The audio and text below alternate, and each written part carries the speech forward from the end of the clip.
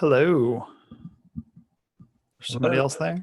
Yeah, this is Mike Sim. Mike Sen. Yes, Nice. I'm a little early. I'm with First President Greer. First Pres Greer. Awesome. Let me find a pen. All right, Mike. Thank you for doing this. This is No very timely. Right.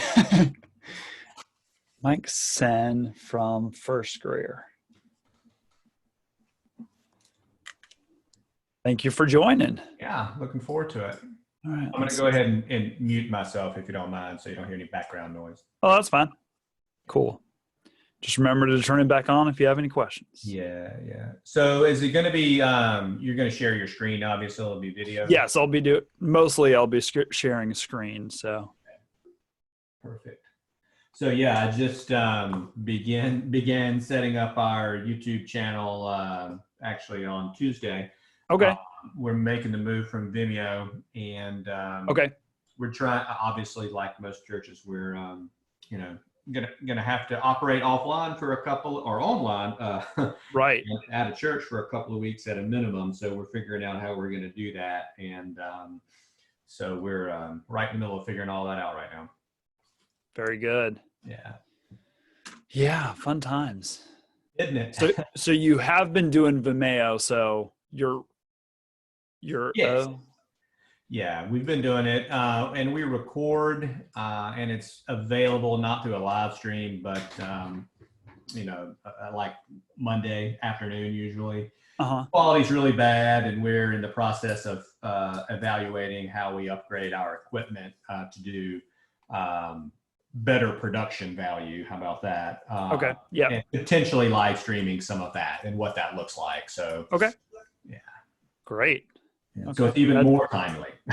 That gives me an idea of kind of where you are. Yeah. My video seems to not be wanting to play nice. There we go. All right. There we go. I see a picture. Hey. You as a superhero, and looks like yeah. All right. So that's correct. So let's get rid of that and let's start that video up. There we go. Okay. Yeah, I see you. Great. That's better. I'm not seeing you at all. I don't know if you have a camera. I do. And let's see. If you are willing to be on. Oh, yeah, that's fine. All right. FaceTime camera in the display. That should turn it on. That's me. Oh, there we go. Awesome. Yeah. Very good. All right. We've got a couple more. We got David, one of my elders, I assume. Yes. Awesome. How's it going? Not too bad. How about you? Audrey. Good. And we have someone else on as well. Hey, Audrey here. Hello. How's everybody doing? Great. Fun, fun, fun.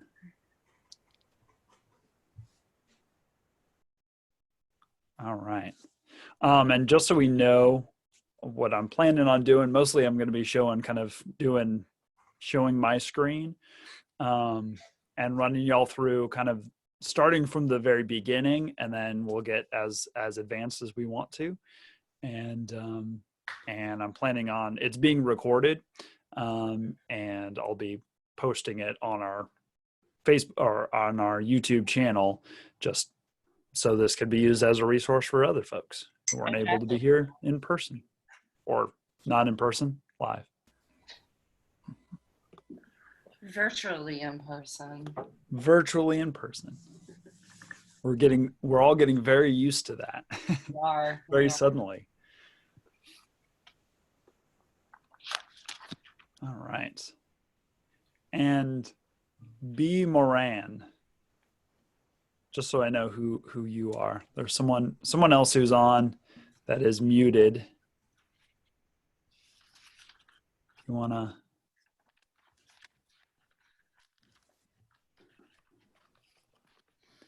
And Mike, you currently have a YouTube channel. We do, as of Tuesday. Yay! Yay, That's right. enough. Advance. And Audrey, you already have one as well. didn't even know it until I tried to upload our live stream to YouTube this week. Oh, nice. And went, oh yeah, you want to use this? Yeah. Yeah, I guess so. Cool. All right.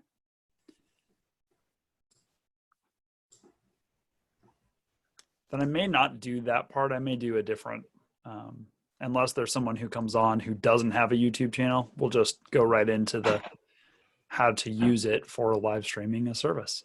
Right. I've got microphone not working, Elder at Townville. Great.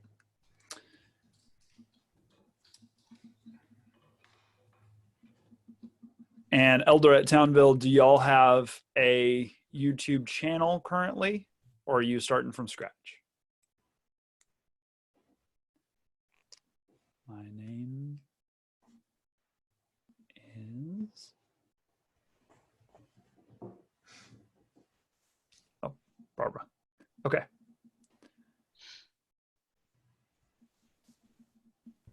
Awesome. All right, Barbara. And cool. We're a little bit early, but we could probably get going, and anyone else who might be joining can join on in. So welcome to this kind of quick overview discussion of how to do YouTube live streaming specifically for church services, but it can also be used for, we use it for Sunday school, we use it for Wednesday night Bible study, that sort of stuff, to just give people that option. A quick word on the theology of being able to do this. Right now, it's, as Mike said, very timely because we're not able to meet together in actual person, in virtual person. That doesn't make sense. But the blessing that we have seen. So we've been doing this for about 3 years, and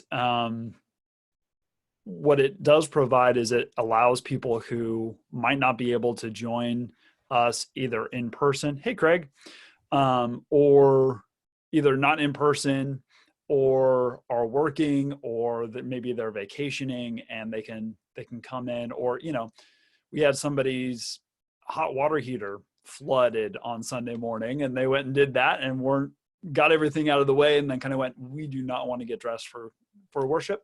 Let's just join in on the live stream.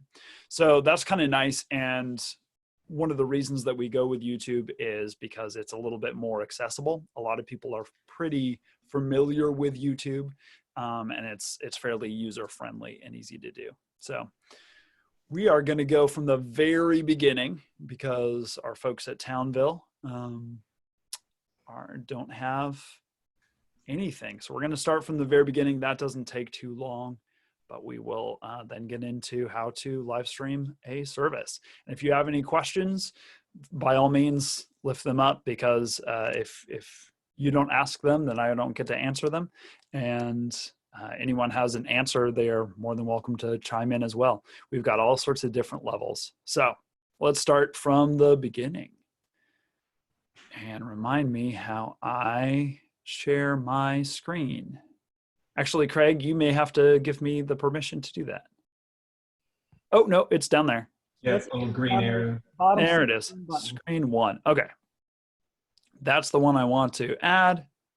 Great. Okay, I see how this works.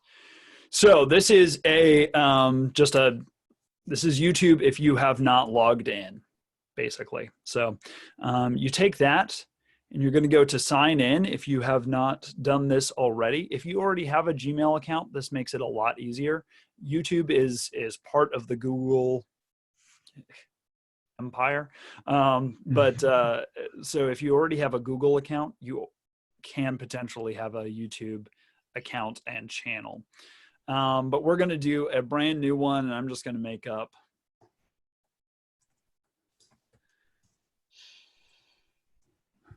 at gmail.com.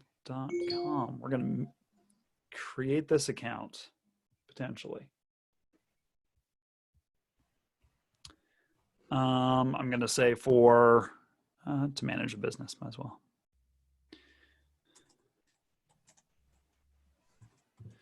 You just put in some information.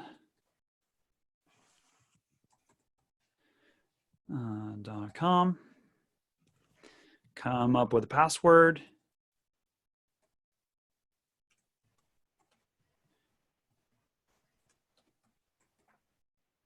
Put it in twice. Next. That's taken. Oh, well, derp, right?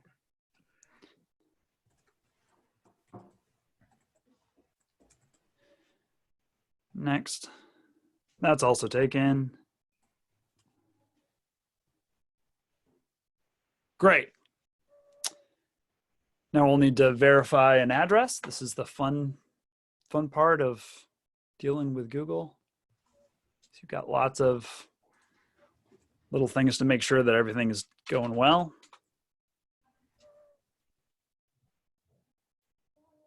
And make sure that you're not some crazy person or not an actual person, all that good stuff.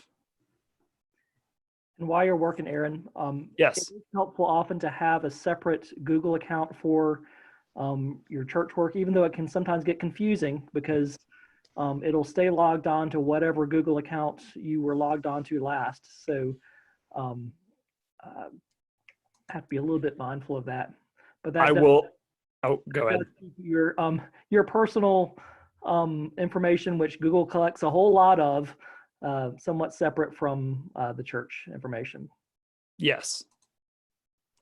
And the other advantage is you do also have access to, that's a whole nother Google Drive that you have for just church stuff, which is great for, keeping session up to date and all that sort of stuff. We use that for, we do our bulletins on Google Drive. We do our session notes and everything. And then everyone always has access to the most updated thing. And then Google Calendar is another. Yes, that's another great one. That's a great one. Oh, it was sent to, gotcha. I'm looking at the wrong.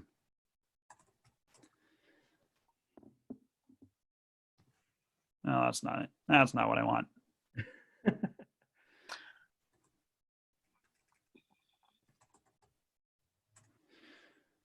Anyways, the other thing, and remind me to show you, but there is a way to, in Chrome, to set up multiple, let's see if it's signed me in.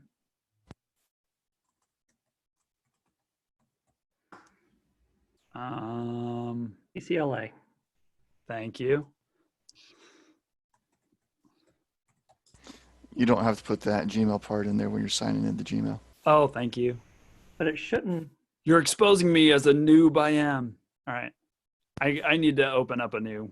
Okay. I think you have to start from a brand new Gmail account before a YouTube account can be created. And then, because that's how I found out the church had my church email address had a YouTube account, a YouTube channel. And that you can create Google accounts with non-Gmail addresses as well. Okay. I've got one on my church domain address that I haven't checked to see that about YouTube on there, but I assume that there's. Yeah, it links a YouTube account in there as well. However, that does require A records on the domain name in the name server provider. Just so I'm not putting in my phone number. We're getting this all set up. Another great, oh, hey, Stan, how are you? Hey, how you doing there? Glad to have you with us. Yeah. Another great thing, never mind. Aaron, you might have addressed this right before I came in because you were talking about why YouTube when I joined. What's your thought on YouTube versus Facebook Live? Thank you for asking that.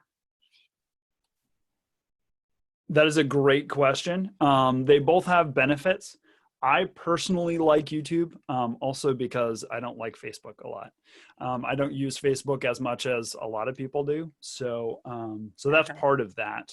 The advantage that we have, that is the Google oh, no. wrong verification. You've got a lot more editing possibilities after the fact with Google. I mean, with YouTube. Yes. Oh, do you? That's Yeah, good to know. There's not nearly as much on Facebook. If I did a little research before this, just to jump on that Facebook part. Facebook in this particular scenario would be a little bit more useful for anybody that does not have the equipment to do the streaming to YouTube, like they don't have a computer or don't have a webcam. You can actually stream directly to Facebook from your phone using Facebook Live.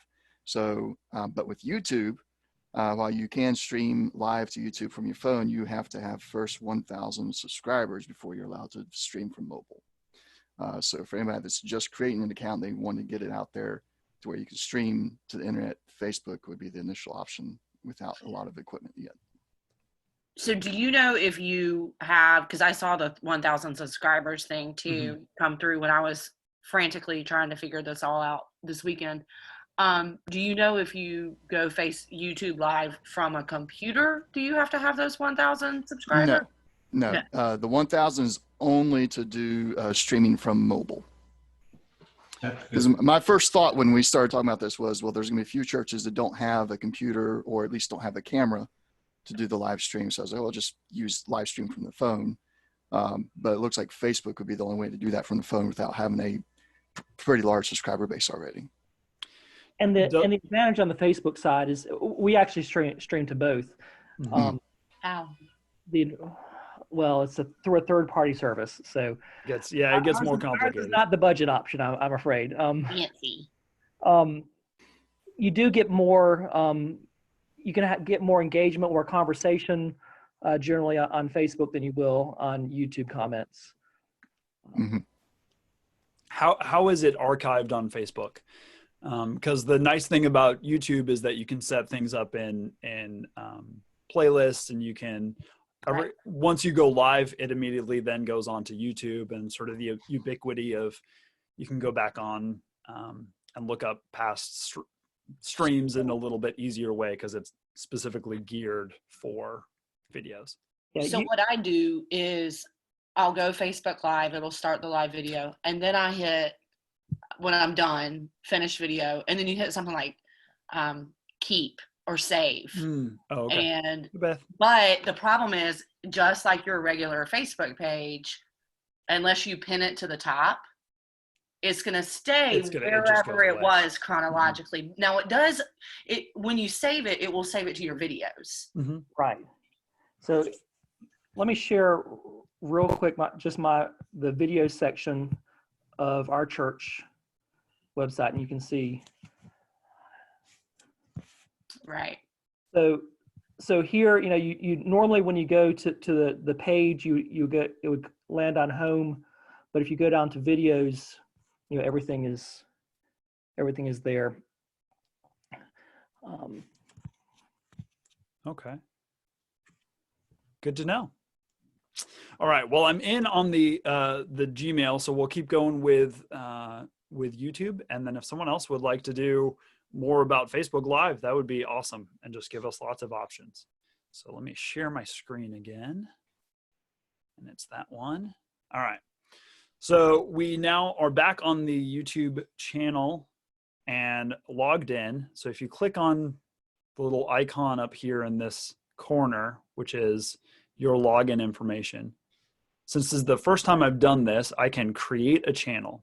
So automatically with a Google account, you have access, and it'll kind of remember what's going on as far as YouTube is concerned, what videos you're watching. It'll suggest ones and all that sort of stuff. You can create playlists and watch later, all that. But to actually create a channel, you want to click on that, and that's it. We say, okay, we're going to get started. Yeah, you can do a custom name, or you can use your name. That's making things too complicated. Let me just do that as use my name. Oh my gosh. Noob. All right. Create a channel. I'm going to say get started. I'm going to just use that. That's fine. Nice work. So now you can do stuff like you can upload a profile picture. You can put in some sort of description. This is for this church, whatever it is. You can add links to your website, to your Facebook, to your Twitter, to your Instagram, any of that sort of stuff. You save and continue, and then you are ready to be able to upload videos, or you can do live videos from a computer. As we talked about before, YouTube does not allow you to do live stream from a phone unless you have over a certain threshold of viewers. It also will ask you to have that YouTube channel for at least 24 hours before you live stream anything, even from a computer. The purpose for that was in response to the shooting in Christchurch, New Zealand, I believe, because there was a lot of stuff that shooting being broadcast live, and they want more control over that. So if you're going to do a live video, I'm switching over to, I told you I've got a lot of YouTube accounts. So, so this is my personal one that I don't actually use for anything, but I'm just going to run you through how to do a live event directly from your computer. So you're going to go from YouTube itself.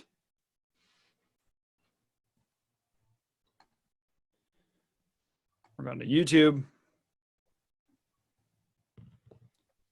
That's going to load. Again, you click on that little picture for your profile. Now it can be your channel, but there's also YouTube Studio. And that's where you're going to do a lot of this stuff. You can actually do this from the home page, but I think it's easier from YouTube Studio. You go over to YouTube Studio where I was before.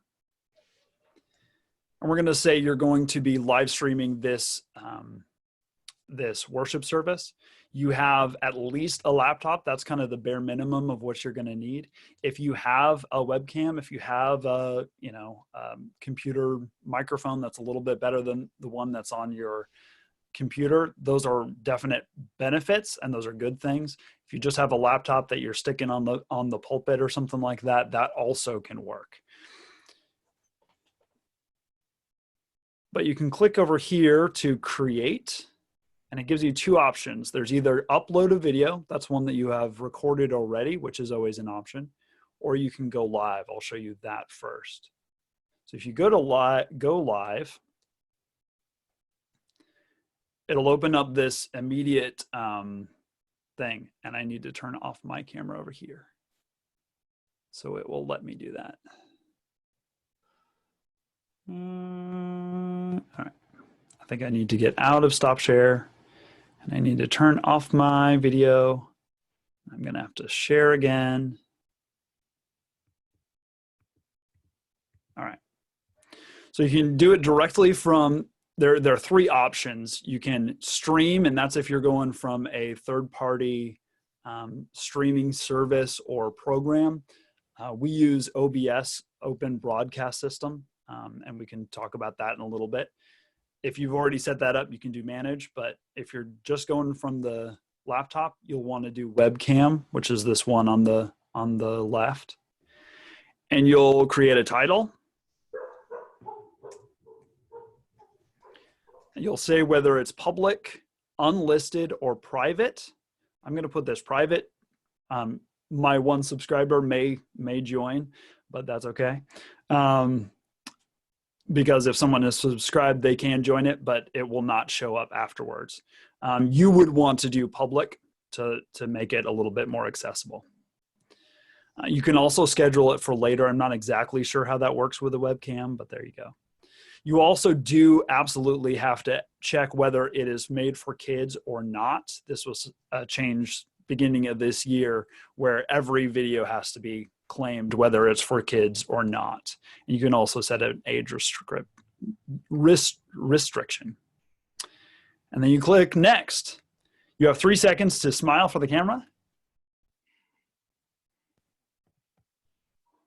And that will be your Steam preview, or your just the thumbnail for that video. And once you're ready, you can say go live. And so I'm going live right now. The sound may buffer a little bit, but it automatically detects the best camera you have. It's using my webcam instead of the one that I have on my laptop, just like I was using for Zoom, and the microphone that I'm using as well. And there it is. It's live. It's live right now. There is a live chat that if anyone's watching, they can go ahead and type something into that chat. And you can have an ongoing conversation if you would like that to have that, especially for a Bible study or something like that. That would be useful. It shows you how long you've been going. It shows you that apparently I have that one very faithful viewer who's watching. Any likes you may have, and you can turn off the volume if you wanted to do that. You can also share this. That's an easy link that you can share that out on your social media, anything like that, as well as quick links for just about every social media that there is. So that's how you do it live. It's that easy. When you're done, you click end stream, which makes sense, big red button. It's going to say, make sure that you actually want to, that you didn't accidentally push that button. You push end when you are ready. And then it gives you a nice update of this is how many people watched. This is how long it was. This was your peak concurrence, how many people were watching, the most people at one time, how many subscribers you got from that, your average watch time, and total watch time. You then have the option to edit that in Studio. So if you wanted to take out the beginning of it or the end of it, or there was a bit that was really awkward in the middle that you want to take out afterwards, anyone who's seen it live, obviously they're going to have seen it, but you can edit it for how it's going to show up on YouTube after that. So an example of that is, as we often turn on our live stream a few minutes before the service starts. Sure. That gets rid of any oops moments at the beginning. But then once we push it out there, we edit out the first however much until the first words are spoken by the pastor, or sometimes when the pastor walks up. There you go.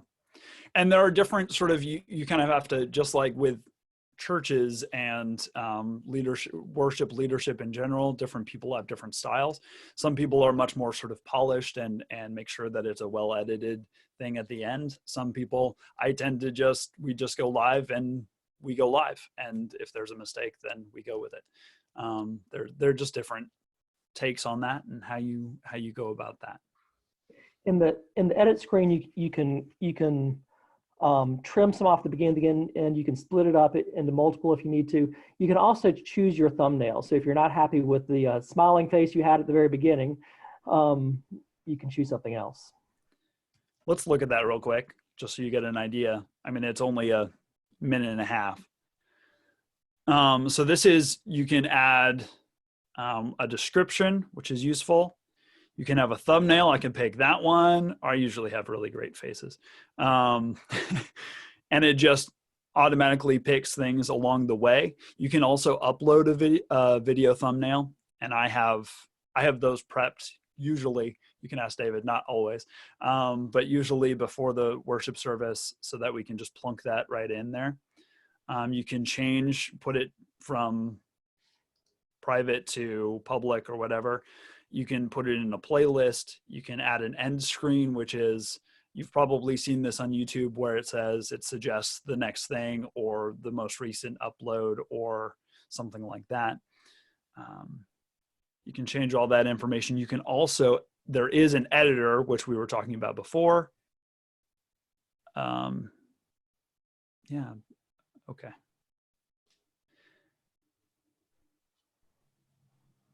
And it's going to tell me all about it. As he said, you can say, I want to trim out this bit, and say it needs to go. Oops. You'll drag the blue line. Split. Oh. Do what? I see what you're doing. Yeah. So I cut out that bit in the middle, so it's going to go from here and then straight to there. all that sort of stuff you can clip off the front or the tail end. You can add music if you want, which is really, it's kind of a weird, awkward way because it's from their audio library, which is great, but it only plays one song as far as I haven't figured out how you could loop it or add other songs. Is it Stairway to Heaven? Say that again, Stan. Music clip, is it Stairway to Heaven? There might be. Let's see. Let's add some audio because that's always fun. Let's see if they have Stairway to Heaven. While we're on the topic of music, it is important to know that YouTube very stringently checks copyright. And so if you have recorded music that is played in your service, it will flag your video and take it down. So it depends on what. Well, it depends. We've only had one video taken down in the time that we've used YouTube. Every one of our videos gets flagged for our contemporary service, but we've got the licensing to do it, and the artists aren't going to take down our videos for singing their songs in worship. Yes. But we did run a clip from a DreamWorks movie, a short clip. Probably we're not legally supposed to do, and that got taken down pretty quickly. Yep. So it depends on who holds the copyright for things. We get flagged often. It also depends on your musician. We get flagged sometimes for live music just because our pianist is very precise, and so it's close enough that it's picked up as a recording of a thing. Most often, or all that we've ever had was that the person who owns this copyright could claim it. And that if we were to monetize, then either they would get a cut of that or they could then monetize because we're using their music. So I'm glad you said that. I had that happen to one of our videos that we posted, and we have the right licensing, like you said before. Mm-hmm. Do I need to go in and dispute that? Or since we're not going to monetize anything, is it even necessary to do that? Well, go ahead. First of all, on the licensing matter, you have to make sure that you're licensed for streaming with it, and that you're showing your license cue within the video. I've disputed stuff before. I have not been very successful in the past when I've disputed stuff. Generally, though, it just says that it's been flagged as inappropriate, or not as inappropriate, as copyright material. The copyright owner gets notified, and the copyright owner doesn't do anything. Disney, DreamWorks, yada yada yada. Yeah. Again, for just background music and that sort of stuff, YouTube does have. Let me go back to show you the studio. All right, we're gonna go back to not the editor. I don't want that. I want to push that button. All right. If we go back to the dashboard, there's my wonderful video. Down here, we do have, there's an audio library. And there are many songs, tracks that are they're either copyright free. Sometimes they will have, oftentimes it is you're free to use the song in any of your videos, no problem. Oftentimes there is, let me see if I can find one, where there's a little blip that they would like you to add to the description that says, this is produced by so-and-so for more information about them. But any of these you are able to use. You can search by mood, genre, instrument, duration, attribution. Oh, there you go. Attribution required. We'll find something like that. So this is something that you would copy and paste and then put in the description just to make sure that Twin Musicom is credited appropriately for creating that music. And it shows you dance, electronica, and calm, apparently. So all of those things that you could use. There's also sound effects if you were to use those. And these are all things that you can use in a YouTube channel and not going to get dinged for. If you would like me to, I can look real quick at uploading a video, unless there's more conversation about streaming live. Aaron, once you have edited, you've saved, you've got a library that is part of your file or your registration, then I guess. Is that how it works? I'm not understanding the question. I'm sorry. Okay, if you've saved this, it's got a title, so it's held in YouTube's server, right? Yes. Yes. Yeah, but you could also download it to your laptop for quicker use, also, right? In case you yes, you can download those videos. Your mode now. didn't have wireless. Okay, yeah, okay. Yep. Gotcha. Once you have uploaded that, then you can go into that studio and download that video as well. Okay. Yes. And that part in the studio that you left out, it had a little circle with the X. So you could just hit that and it's collapsed, gone, just like hiding a column in a spreadsheet that would close. I believe so. Okay. It may, that I mean, may this be is actually just, to undo don't that. worry about it. Don't worry about it. But then I presume that could, if you made a mistake, you could bring that back, though. Yes, also. yes, you can undo that. Absolutely. Very good. Yep. Good. Great. It can get more complicated, and I'll show you that real quick after we do the upload. But to show you just if the other option, it really depends on kind of internet speed, what laptop or whatever thing that you have to run this. Give it a test run. I think Mike was saying that their quality wasn't spectacular, and that's a downside that you can have for live streaming. Another option, a fairly easy option, is to record it first. If you have that could be a phone or a video camera, something like that has a semi-decent quality, that you can record that and have access to it on a computer. There are some camcorders, obviously, that's not going to be an option. But if you have access to a file, then you can do the other option. It doesn't go out live, but you can record it all and then put it onto YouTube. And so let me show you that real quick. And I will say with camcorders, it used to be that most camcorders you could just plug in USB and they'd serve as a webcam and you could stream live from them. That's no longer the case. Nowadays, a lot of them do have USB and you can plug them in to transfer files, but that won't work for anything live. That'll just work for uploading recorded. Yeah, you would have to have also a what is it called? Video capture device or video capture card. We recently had to upgrade ours to that. Yes, and it looks great. Thank you. Yeah, a video capture device that is able to take that live video and put it into a way that the computer can process it and understand. And there are external ones that can be used without installing into a computer. A lot of times they're marketed towards gamers who want to record their games. But Blackmagic Design also makes some nice, inexpensive ones that aren't typically aimed at gamers. Yeah, I've actually considered getting a Gopro because it makes it easier to kind of skip that middle step. Go straight to your computer.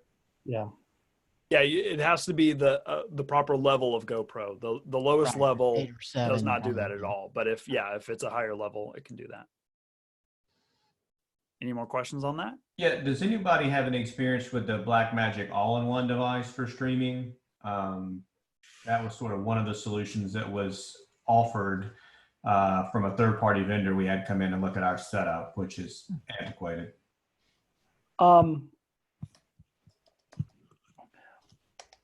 I don't directly. Maybe Craig. Looks like he's looking something up. Oh, okay. I do not. I generally like Blackmagic Design hardware. I've been pleased with about everything I've gotten from them. We use There's a lot of black magic behind First Prez's live stream. You heard it here, folks. Yes. But I typically have not gone with their cameras. Right. Are you using like the web presenter and the smart panel and the mini studio and together with a third party camera? Or what's your setup, I guess? Yeah, I would if I was going off of my laptop, which has Thunderbolt connections, I would do their mini recorder, which will take either HDMI or SDI camera inputs, and just go off the HDMI out on my camcorder. That's a fairly inexpensive and easy solution if you have Thunderbolt ports on your computer. It has to be a fairly recent computer. Right. There are also USB 3 options if it's a little bit older computer. So the way you guys do live streaming, and I haven't seen it, but I will definitely go check it out at Spartanburg. Is it a single camera, sort of like back of the sanctuary, single shot, or is it a more produced type event? We don't do really any post-production, so everything is just as it is live. But we do run, in our sanctuary, we run a 4-camera system with 3 remote controlled cameras and 1 fixed camera. So that requires video switching hardware or software. The OBS software that Aaron mentioned earlier will do some of that video switching. But you also have to, if you're going to a computer, you have to have a way of capturing multiple video sources, unless you use a video switcher. And there's some inexpensive video switchers who have come out. Blackmagic is one of the leaders there for inexpensive and good quality video switchers. But you're going to spend a few $100s on a video switcher if you. Oh yeah. So that you start getting real expensive real quick. So what kind? Do you have like PDZ cameras, or you just have different types of commercial cameras that you're switching in between? We use Sony PTZs. Okay. And both our worship spaces. So let's bring it back a little bit, because we're gotten real into nerd speak and may have lost a couple of people, and that's okay. This is one of those things that can be relatively simple, and it can be as complicated as you want it to be. David, were you wanting to say something, or your video just came up? No, it just caught some background noise. Just likes you, I guess. All right. Let's look at real quick uploading, and then we'll talk about that more complicated stuff. Uploading, same sort of thing. You go to create. This is, you have that video already. And actually, let me do that. I was going to do this on the church's one because I needed to upload a video anyways. So instead of go live, you just click on upload video. Select a file and you say, hey, I want to upload that video, whichever one that you want to upload. And that's the normal sort of file thing. Open that up. The magic rocket takes off. You put in a title.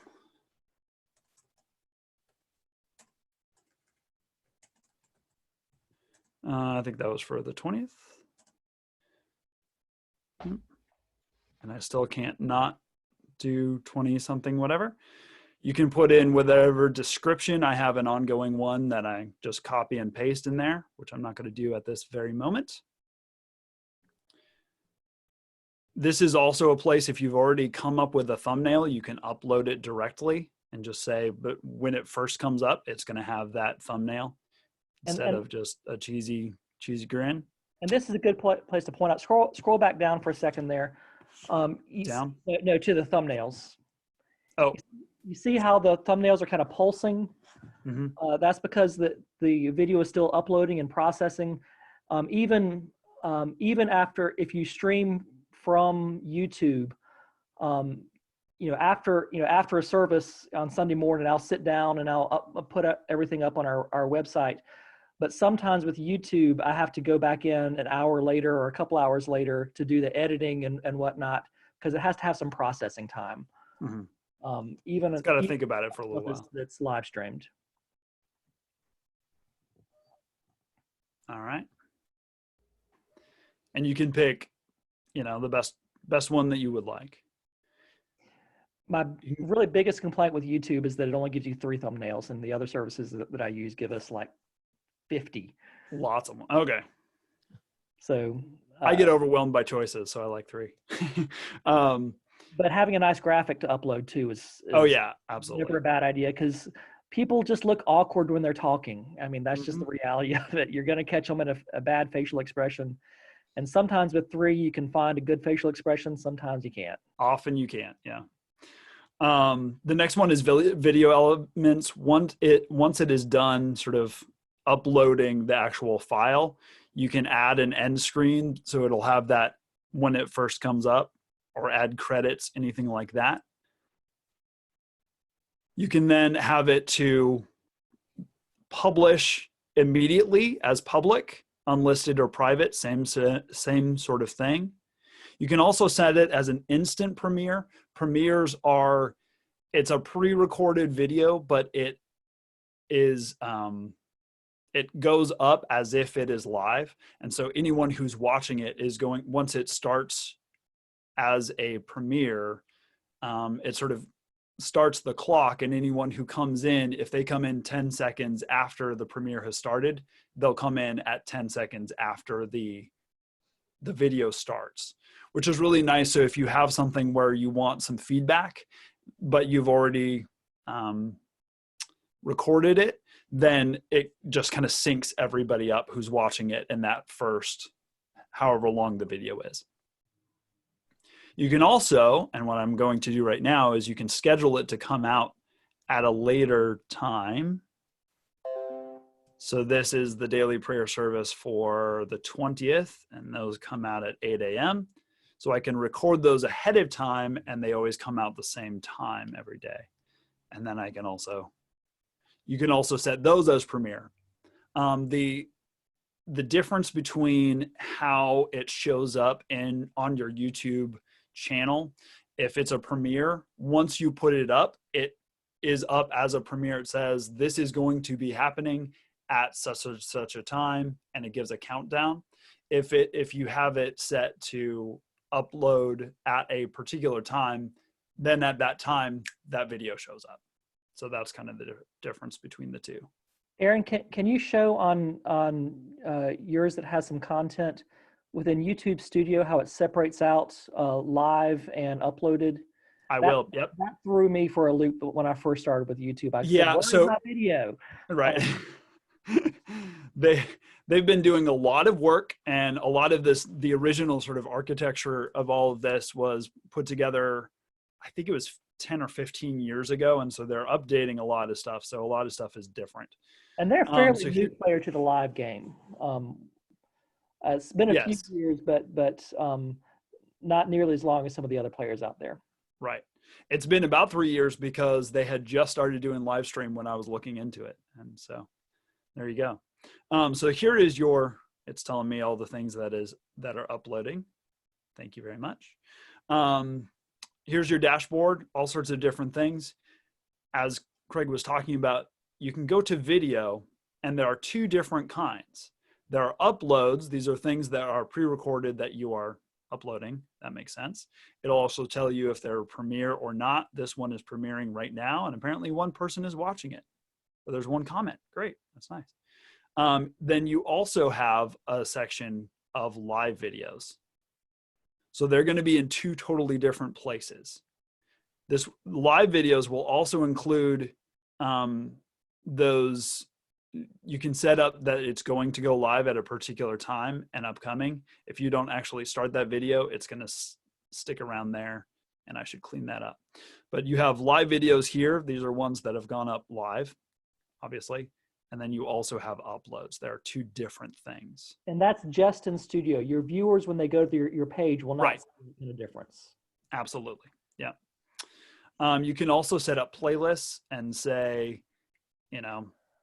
all your worship services, all your Lent things, all your whatever it is. You can set those up for people to watch. You can go to your channel. Where's that? Click on this and go to channel. channel and see what it looks like for the user. And that's going to automatically play, I think. And you can go in and customize that, set up a banner, all that sort of stuff. Uploads, playlists, all that goodness. You can also look at, if you, again, you can go pretty far down the rabbit hole and you can look at, you know, afterwards you can look at this and edit the details and make any changes. Here are the generated thumbnails that we have that could be chosen from. I uploaded one. You can change, this is an idea of what I have for my descriptions. All that sort of stuff you can change if you would like to. You can also go into analytics and see specifically, Craig's gonna laugh when he sees all 6 of these views.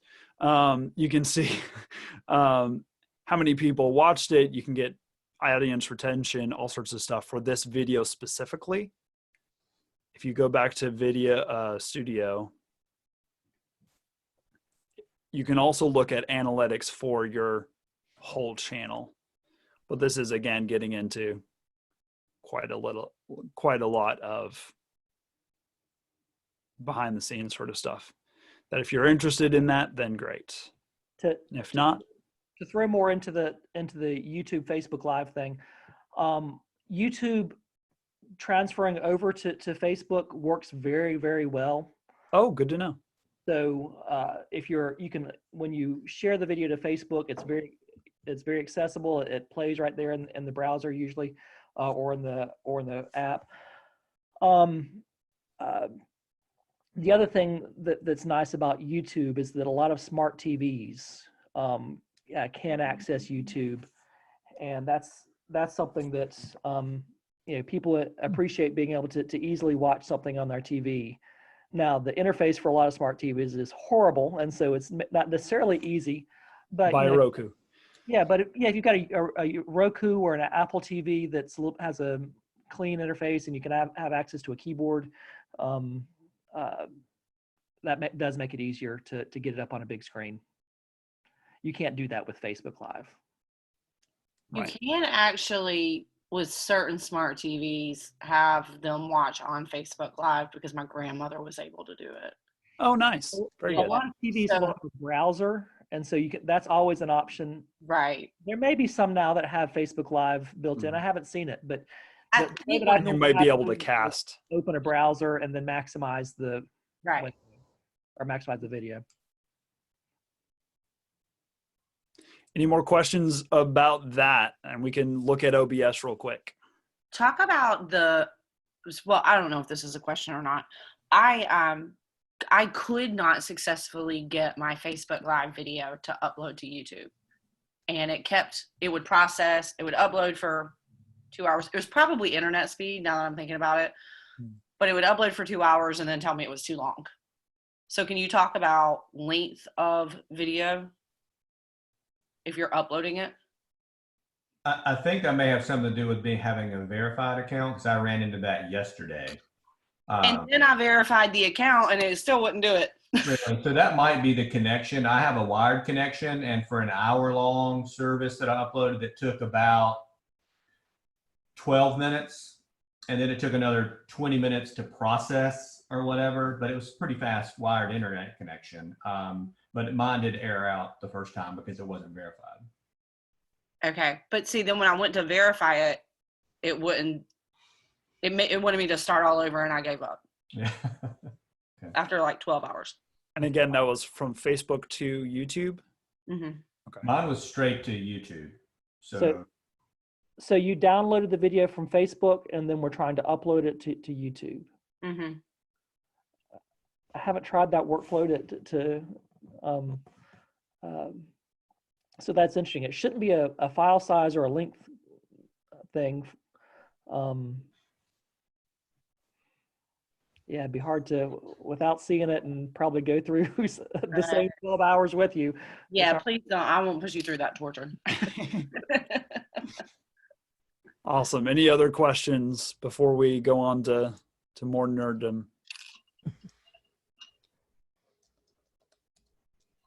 Hearing none, I'm gonna, yeah, Robert's rules. I'm gonna turn off my video because I don't think it's gonna like it otherwise.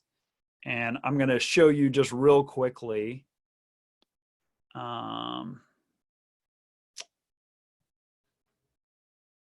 OBS, oops, which is over here. It's on my other screen. It's too big. So this is Open Broadcasting System.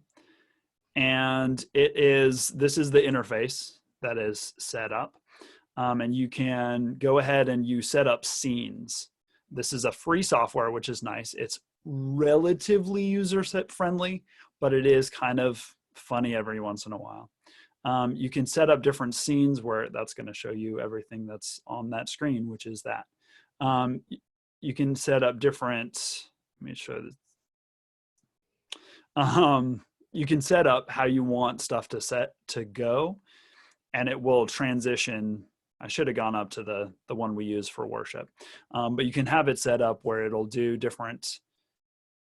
We have a setup where we have a camera in the back and then a camera for the congregation, and we have a camera on the choir, and we can reconfigure those and have those scenes all set up. David can tell you a lot more about that, as well as we have a projector and do all the words and everything from that same computer using Google Slides. And so it's able to bring all of those words and everything that would be on the projector directly into that.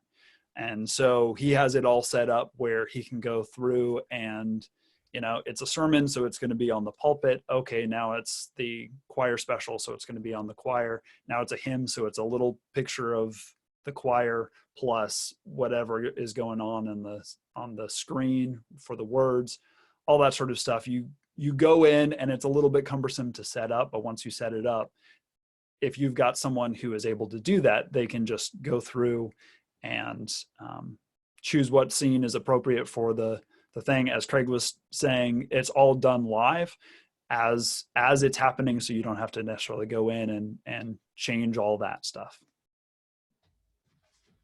And I'll also do it to put titles overlaid on video.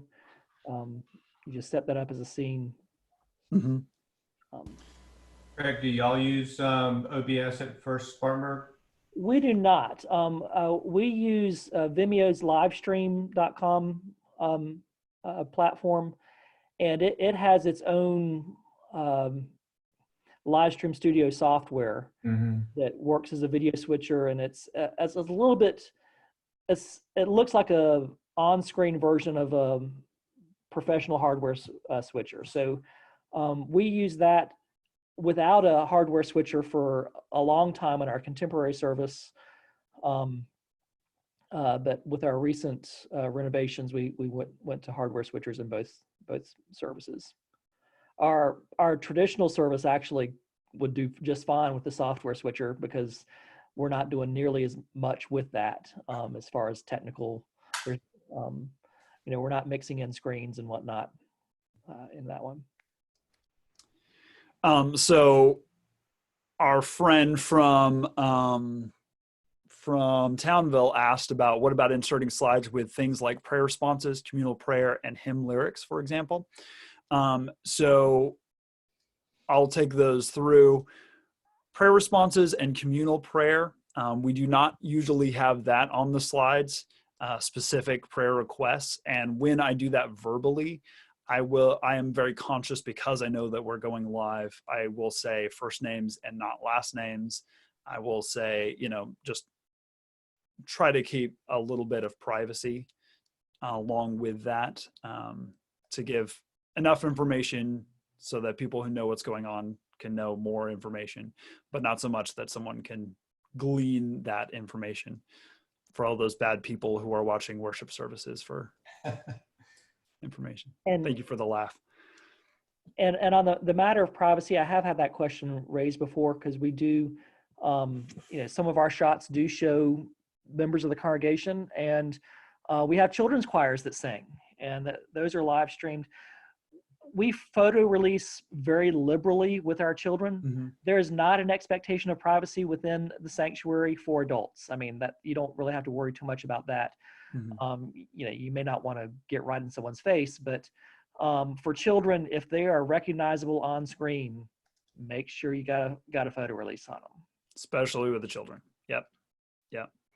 And we have a blurb in kind of the visitor pack thing that says there is a camera and here it is. It's aimed at part of the sanctuary. So if you're sitting in that place, you may be on screen, that sort of thing. And it's a little bit CYA, but you know. The other question about hymn lyrics, that is, we do those on the slides. I know there's some copyright potential issues. We use mostly older hymns. It comes into some stuff with newer stuff, and Craig probably has more information about that. Well, for the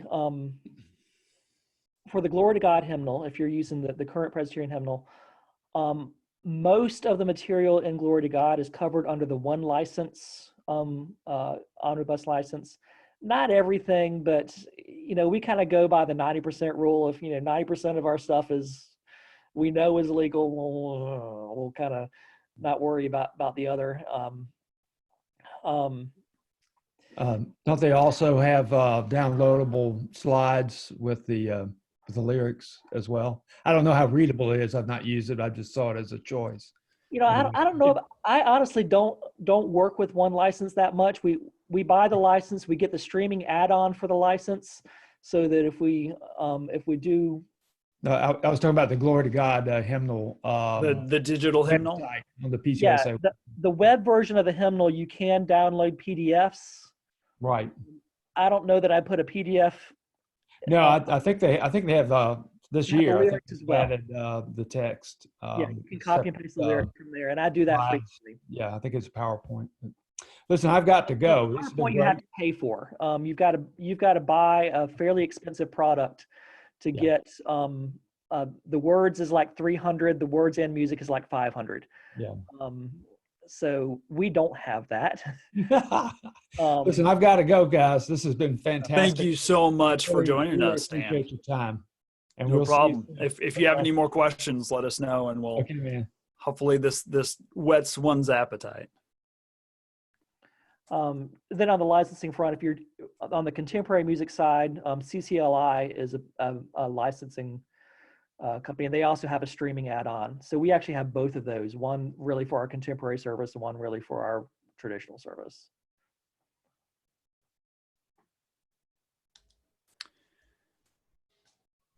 All right.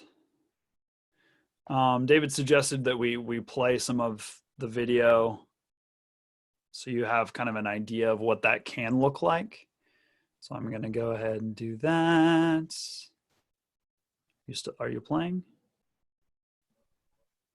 All right, let me share that. So this is just to get an idea of what this looks like. When we first started, it's a little bit choppy, and the choir one is not great. Also, I'm streaming and doing all sorts of stuff. But for instance, when we're doing, this was a choir special, and there was, we asked people to sing back. You have an idea of you have the video and also the words going. And also a logo in the lower corner there. Also a logo, yep. And this is a picture of our, for the background is liturgically sensitive colors. We have the scripture is up there as well. So it's Jeff, our lay minister, his first sermon, which is pretty cool. I do pictures during the sermon, so that's able to be done. But just, and this is actually 3 cameras and a lot. Just 2 now. Oh, 2. That's right. Yep. Put all that up in advance, the pictures and the scripture picture and all that. Yeah, so that's on a it's really choppy. It is done in advance on Google Slides so that we're all able to kind of work on it. We've got a couple different people that work on that, and so we can get that done in advance. And those pictures, I usually put those up right before on Sunday morning, and so I'll call David aside and say, okay, this is kind of the flow, this is how this goes, or I don't have pictures today or whatever. So you don't have a separate OBS scene for every graphic. That's just a source that you're bringing in. Right. Yeah, that's capturing the video source of the projector. Gotcha. Yep. So OBS allows you to bring in content from Google Slides or whatever, JPEGs, the video feed, overlay titles. Somebody has to produce all that in advance, right? Yes. So you Now get things. And Go then ahead. somebody Yeah, David, go for it. has to operate all that during the worship service, right? Correct. So what we've done with our OBS, Aaron initially set up a lot of the different scenes that he wanted to have for the services, and over the time we've made changes to that as we've changed out equipment and everything. But we don't actually have to set up each individual scene every single service. We pretty much, now this year actually we did do a new thing for January, because we got the new camera and everything, so we set up a couple different things. The logo is fairly recent, but that's all kind of a set and forget until you've got something new that you want to do. The only thing that we have to manage every single Sunday is the, if the liturgical colors have changed, we'll change out the background. And then, the slideshow, like he was talking about, if he adds pictures or not. And then other than that, it could be a two-person job. Right now, we're doing it as a one-person job, so that's why it's kind of, it's a little bit choppy in some areas when I have to move the camera. It can be condensed down to a one-person job, and all you have to do is just move the cameras, change the scenes, and hit the arrow key for the slides to change. Okay. Are you doing that from a laptop at the pulpit? Who's doing that? From a phone? What are you doing? He's doing that. Go ahead. Sorry. It's your job. We have a balcony in our church. I don't know what it was ever used for, but that's where we got a desktop is set up there, and we've got 2 monitors and then the projector. So I'm actually looking at two screens on my own, and then we got the projector that goes to the wall for the congregation, and then we capture that projector in OBS as well. So it's from up top. We got wires running in all directions right now for all of that. Cool. Thanks. And that we have built over time. We started with, I think there was just one camera when we first started, and just kind of added on and have been doing more things. Yeah, the first live streaming was, I think, on Twitch, or not Twitch. What was the one that was with Twitter? Periscope. Yes. Started with Periscope on my phone, sitting next to the pulpit, and then have kind of gone from there. So. And you can do like a suction cup phone mount for this, or those little gorilla things that wrap around something. But probably the easiest is a laptop with a webcam. And for most people, that's a no-cost solution. Most people have a laptop with a webcam sitting around someplace. Everyone has a phone, so you might have to invest in the mount. Don't try to handhold it. Yeah. No. Don't handhold it. Amazon sells a very, very inexpensive cell phone tripod that we use. Yeah. Nice. And where do you have that sitting? Well, Sunday we had it about one pew back, and the audio quality, because the sanctuary was empty, was poor. The clarity wasn't there in my voice after I moved. So what I did is I Facebook Lived, and I sat there behind the camera or behind the phone and waved to people as they came on, let them know that I was about to start the service. Nice. Went up and started the service, And then that transition to the pulpit affected the audio quality. So what we are doing Sunday is we're going to move the camera closer, and I'm actually going to do the service from behind the communion table to see if that doesn't help. I also have one of those, y'all might know what this is supposed to be called, but it looks like a lapel mic that it plugs into the phone, so it fixes some of that. We got that for our Christmas cantata, because we knew we wanted to produce something a little bit better than the cell phone recording, but not much better. The nice thing about trying this out right now is that if you're like us, you're preaching to an empty room. Right. So you don't have to worry about where the computer's sitting, where the camera's sitting, where the microphones are sitting. It doesn't matter. You know, we're kind of looking at our setup right now saying, okay, if our first audience and our only audience is the online audience, then we're going to mic this differently, right, than we would just when our primary audience is the in-house audience. So play around, walk around the room. Don't be confined to what it will look like when the congregation's back in there. You'll have to rethink things when the congregation's back in there. But at that point, you may have some support within your congregation. Someone say, I'll help you buy a camera or something. They're going to love it. They're going to love it, because when I was able to tell Westminster Presbyterian, that has an average of 45 in attendance, that we had 751 views of that video. Nice. I mean, instant. Oh, we need to do this every Sunday. Well, okay. Right. A lot of times it does take seeing it. In our contemporary worship space, you know, we ran with one camera for a very long time, and I tried to tell folks, if we just get a second camera, you'd be amazed at how much better it'll look. And it took me installing two cameras that were much poorer quality than I wanted them to be. I could have bought the camera I wanted for the cost, one of the camera I wanted for the cost of the two, but I bought the two so that people could see, okay, this is what happens when you can switch between them and frame shots before they go live and that kind of stuff. So that when we did our renovations last couple of years, it was an easy sell to say we need to put more cameras in.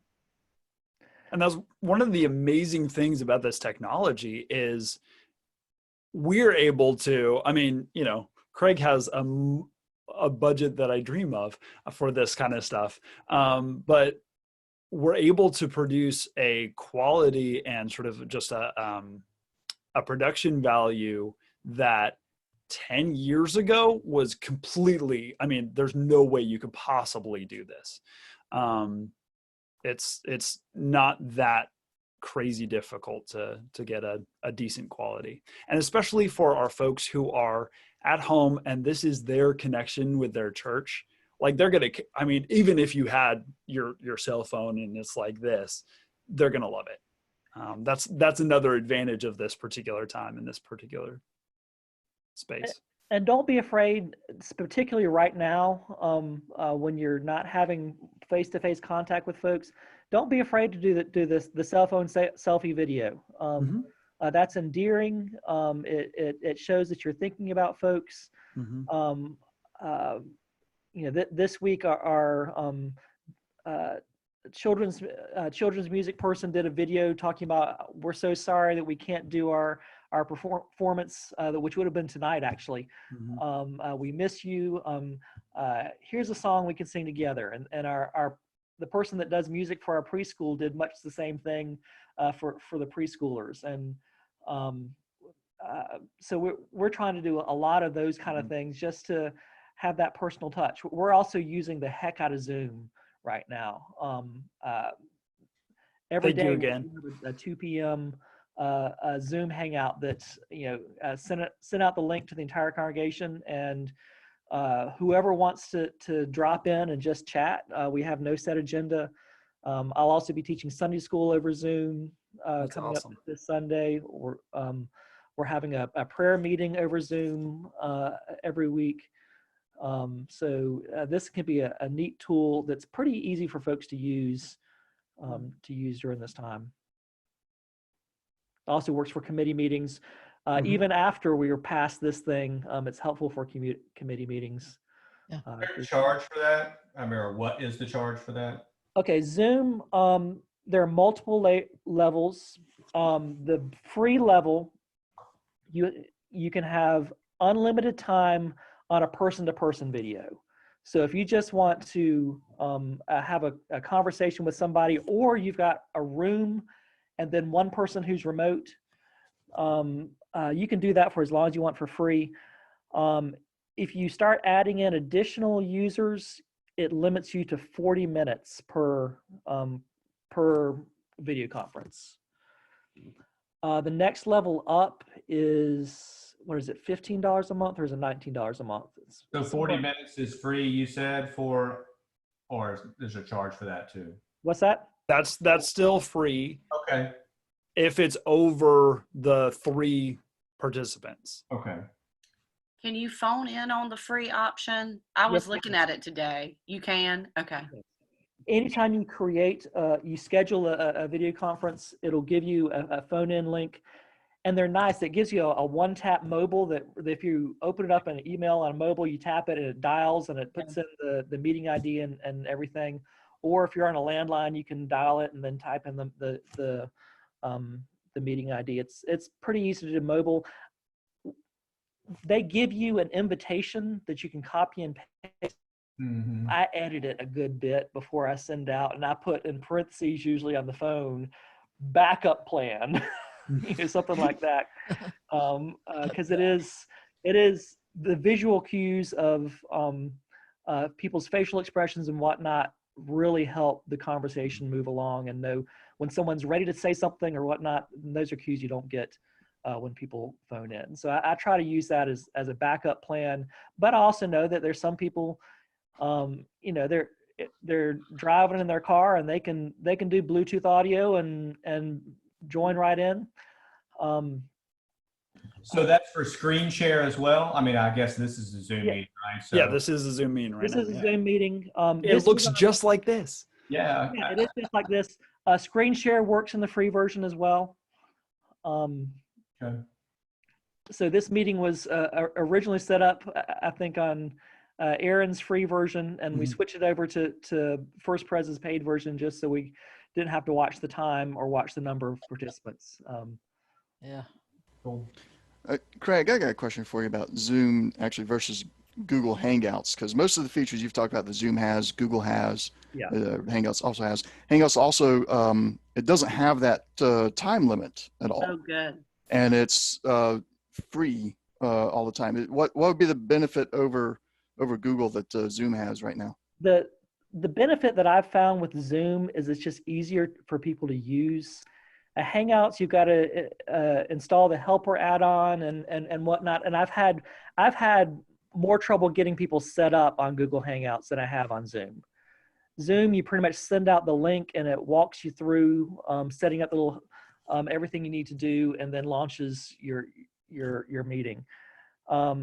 So from that perspective, I've pretty much switched. I used to use Hangouts a fair amount. I'm a heavy Google user.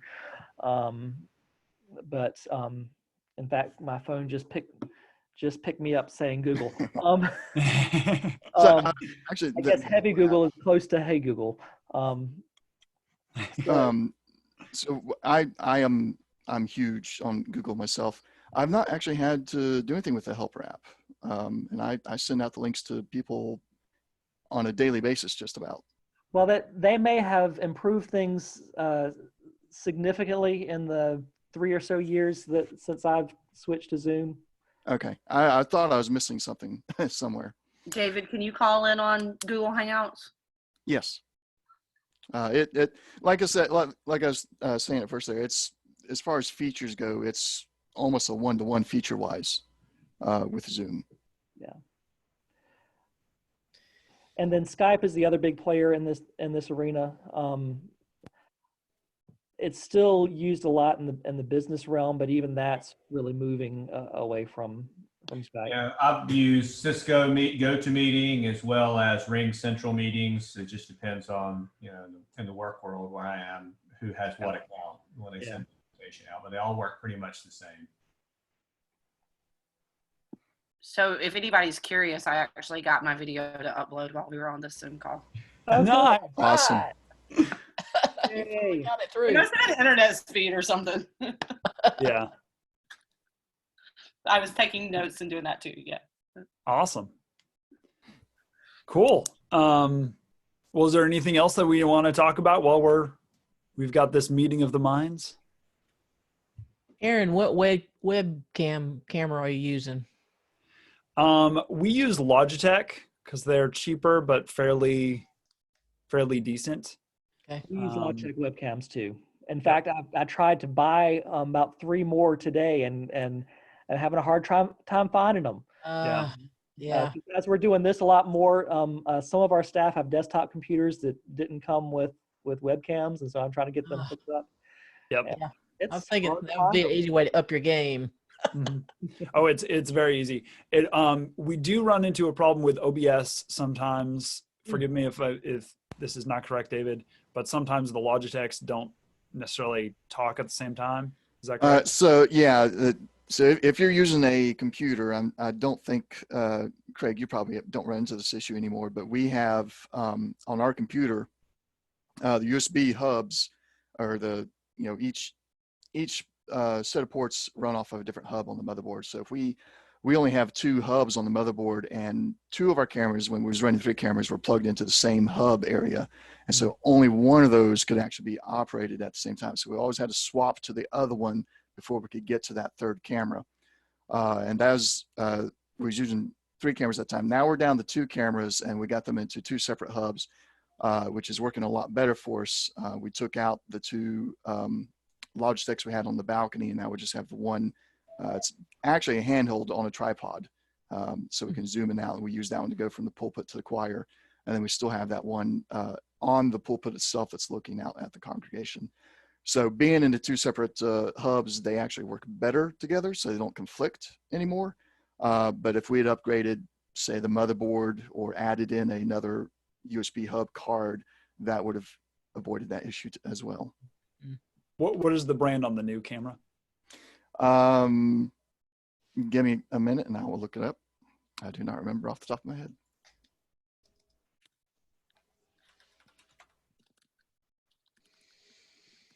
But yeah, that makes a big difference to have an external webcam. If you just have the camera on the laptop or whatever, then it's going to get you there.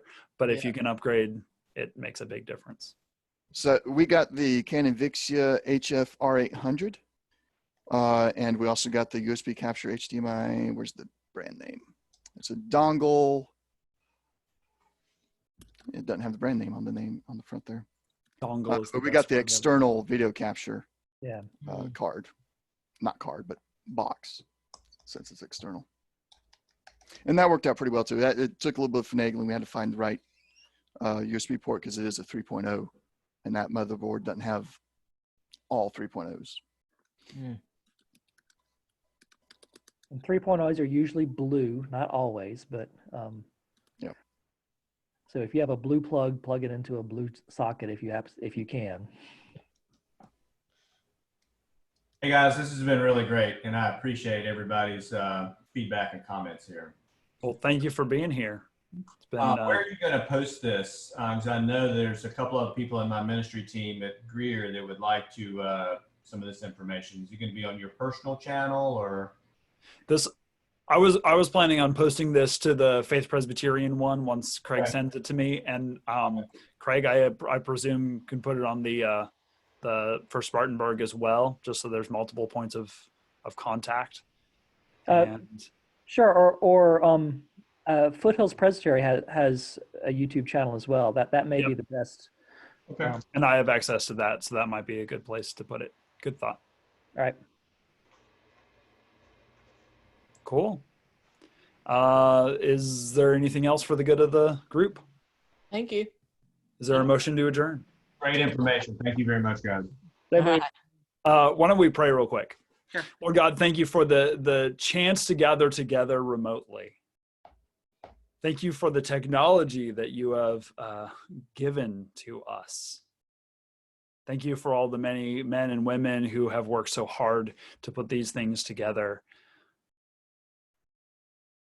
Thank you for this time, as challenging as it is, that is calling us to think differently, to think outside the boxes that we have been in for a little while, to seek connection and relationships in new ways. We thank you for that you are doing a new thing, that you are calling us to a new way of being church, and sometimes even pushing us into it.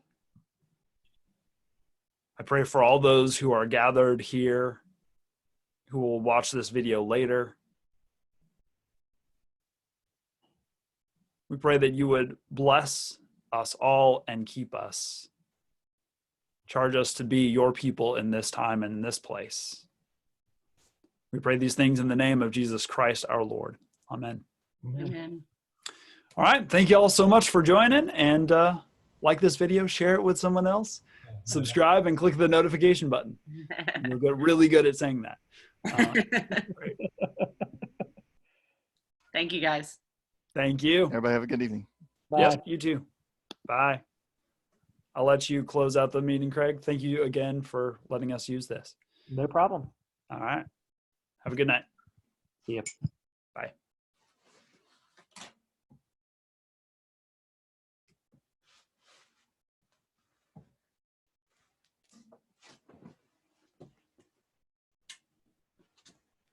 Oh, did I not leave the meeting? Leave meeting.